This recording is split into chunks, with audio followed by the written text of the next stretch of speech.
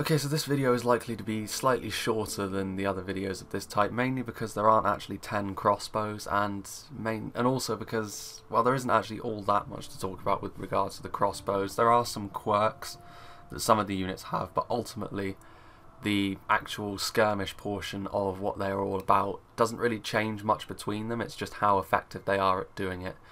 So we will start off at, well, number 8, and then we'll go through to number 1, and crossbows are a pretty effective unit to use now, especially considering that they will do a significant amount of damage to even the heaviest of cavalry, whereas a lot of archers will not. So having a faction that you're playing as have crossbows is actually a pretty significant thing, especially in a field battle now as well as in a siege. And you know, their weakness has always been that they're not particularly good at skirmishing with archers because they are long range, but some of these are actually not too bad provided you can get them into position. So we'll start off with, in my opinion, the worst of the crossbows.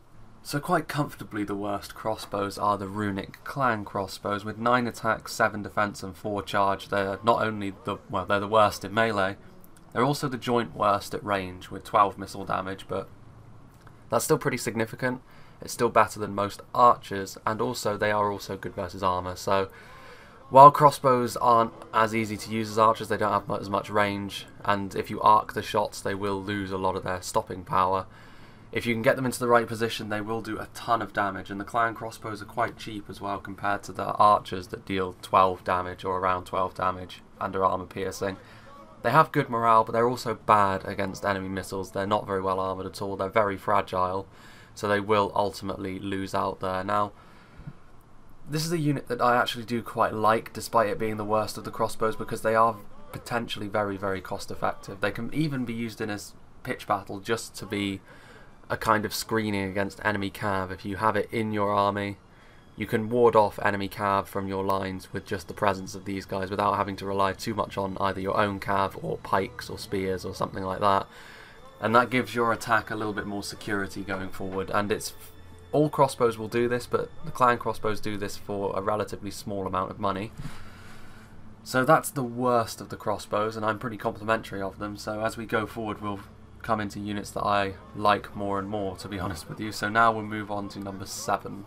This is maybe a bit more of a controversial opinion because we have the crossbow corsairs. Some people may think that they are deserving of a higher spot on this list because of how strong they are at range with 17 missile damage. However, they do have the same problem as the clan crossbows in that they are very, very fragile. They are also significantly more expensive as well. With 800 florins, it's not a small amount of money to spend on a unit. So they have 15 attack, 7 defense and 10 charge. They can hide, and that's pretty much the difference in terms of the attributes to the clan crossbows, because they also are good versus armour, of course. They have good morale and are bad against enemy missiles, and being bad against enemy missiles is the real problem here, because you have a situation where they can very easily be singled out by enemy archers, and it's more difficult for them to be useful in a battle if they're like this.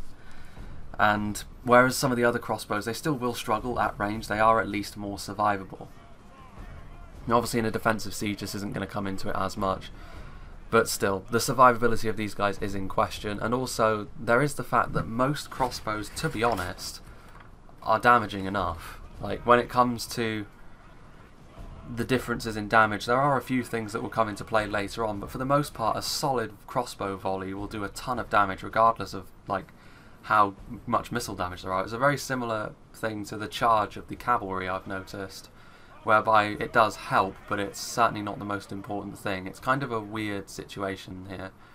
Now, they will do better against elite units because of the higher missile damage, but ultimately I think that the significantly higher missile damage of some of the later units that we'll see are ultimately the thing that makes the real difference. The crossbow corsairs, just not survivable enough for me. Every time I've used them, and every time I've seen them used, they've always been a little bit easy to single out, just because they're bad versus missiles and they have poor defense. Moving on then to number 6. So here we have the heavy Gobbling crossbows of the Misty Mountains, and they have 7 attack, 18 defense and 4 charge, so melee wise they're certainly not good on the charge. They have 12 missile damage as well, but the real difference here is they have excellent morale and armour. They also have good stamina, good versus armour and in the snow.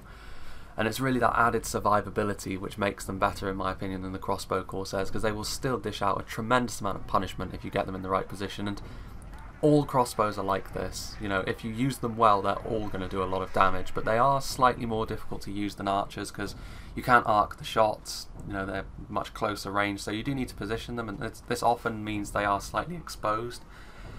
And this exposed nature means having a decent amount of armor, decent amount of protection is pretty important, and the heavy goblin crossbows do have this over both of the previous two units. They are, however, the worst of the sort of more survivable crossbows, if you will, and now we'll move on to an old favourite at number 5. The Urich crossbowmen have been a real staple of the Isengard army since the Third Age vanilla was a thing, and they have, oh, I've lost the notes, oh there we are, 13 attack, 21 defence and 10 charge. They have 12 missile damage as well, good versus armour, excellent morale, stamina and armour. Really the only difference between these guys and the heavy goblin crossbows is the fact that these guys have got a slightly higher stats in both melee and, well, the defense and attack in melee, and also the charge, although, you know, the charge of a crossbow unit is likely not going to be too important.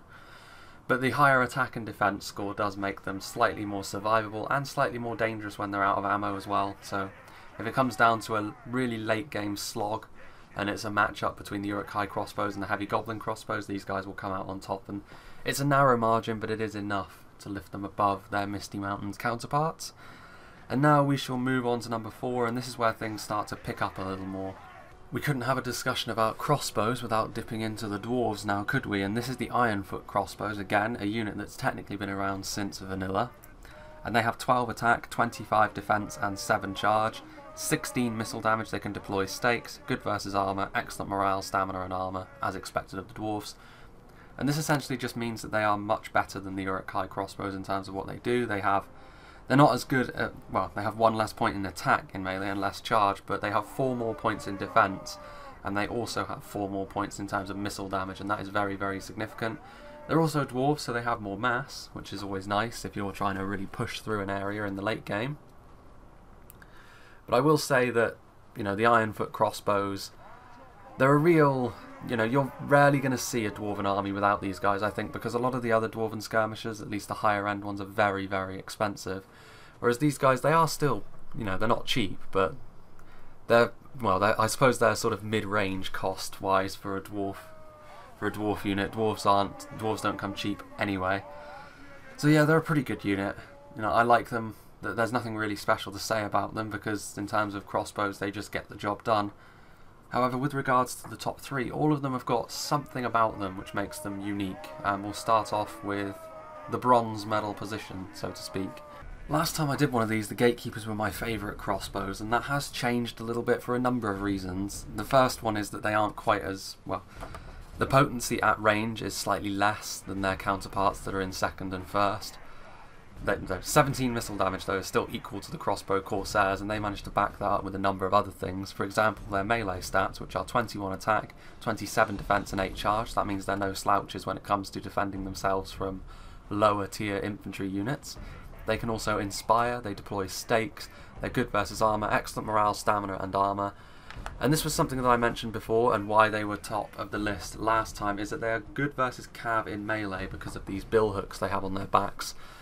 Now this is pretty good if you can trap cav in melee, but this does come with the warning that cav off a charge will still utterly devastate a unit like this.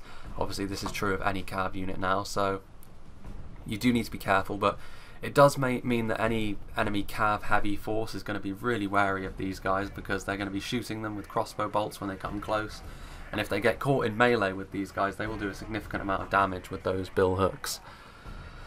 So yes, this is still a very, very good unit, but they do lack a little bit of ranged punch, and also the thing that makes them unique has been made slightly less useful ever since cav was juiced a little bit.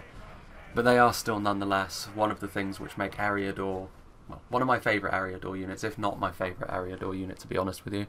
They also have a decent amount of fashion to them as well. Now though, we'll move on to the top 2, and it was pretty difficult for me to choose between these guys. So here we have the Dragon's Wrath Crossbowman, an all-new unit like the Crossbow Corsairs, only I'm significantly more positively predisposed to this unit. They have 40 attack, 44 defense and 18 charge. They also have 3 hit points, so this is one of those skirmish units which is pretty damned lethal in melee, not dissimilar to the Noldor Elders of the High Elves. Maybe not quite that strong. But also they do have a lower unit size, so that does impact them a little bit in terms of the amount of pain they can lay down. They also have 20 missile damage, that's more than anything we've seen so far. They can inspire, they can deploy stakes, they can hide.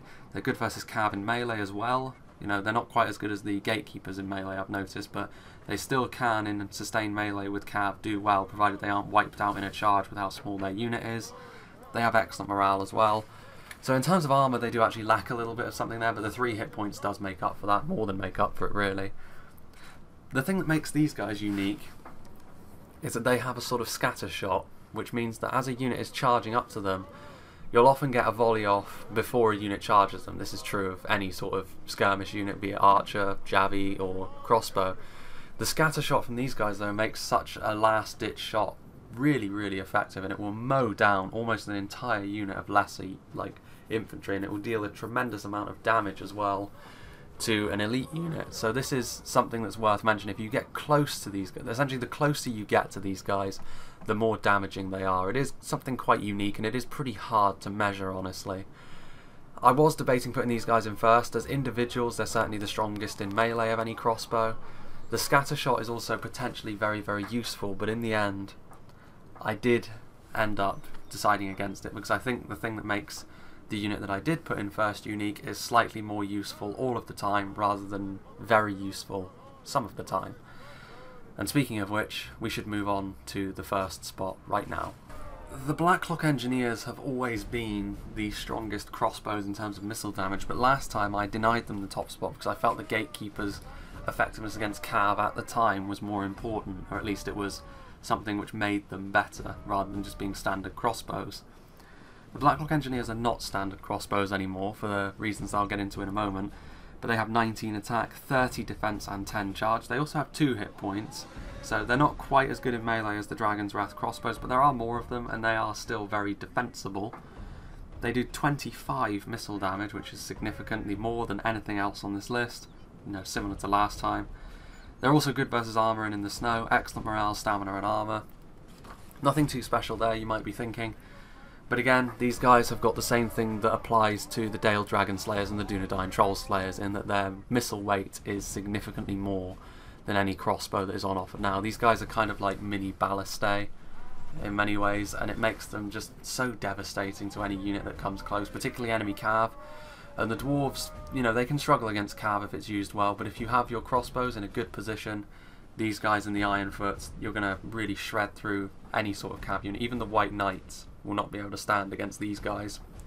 At least a good volley from these guys. And when the going gets tough, of course, the fact that they have hit points and the fact that they're not exactly terrible in melee in terms of stats means they can really reinforce a line. Similar to the Khazad Doom Reclaimers, you know, the Axe Throwers. Really, there's nothing bad to say about these guys. They're worth their price in pretty much any situation, because in a siege, obviously, in the late game, you're going to be able to cut through enemy elites. And in the field, you're able to ward off cav very, very easily with them because of how strong that missile weight is. It really is a very, you know, a very strong unit for the dwarves, to be honest with you. That missile weight is an interesting mechanic. There aren't many units that actually make use of it at the time being, but I'm sure that as things go on, there will be a few more added to that. There can't be too many with heavy missiles because they are so effective, as I've said in the past, and at range, these guys are very, very scary. And so that was the crossbows. Again, it's a little difficult to talk about the crossbows because all of them are used in the same way, despite the fact that some of them have their quirks. Like this unit, for example, despite the fact it has that missile weight, which is a significant thing, it's still used in exactly the same way as the clan crossbows, which are in last. I like crossbows though. I think that as a unit you can stand to do a lot worse than picking them, even in a field battle, because despite the fact they are maybe a little exposed to archers, you're able to ward off cav so easily with them, particularly armoured cav. I would recommend that this is exactly the sort of unit you want to bring against the likes of Dol Amroth and Rohan. Now, I was thinking, I really wanted to get into some faction overviews, but I have been told that it would probably be best to hold off on them until the next patch comes out, because I think there will be a couple more factions added in that. And I have an idea of how I'm going to do that as well, because each faction now has got something which actually makes them a little bit more unique. You know, the factions have got a bit more of their own identity now, so hopefully I'll be able to do some faction overviews pretty soon as well as these. I want to do some more battles as well. If anyone's got any requests, do feel free to tell me, because, you know, I can probably get to doing them as well. And yeah, I hope you enjoyed this. I hope it was somewhat insightful, despite the fact everyone knows how crossbows work. And I hope you'll join me for next time, which will probably be a siege where I play as Lothalorian. I think that's what's going to be happening, so I hope to see you there.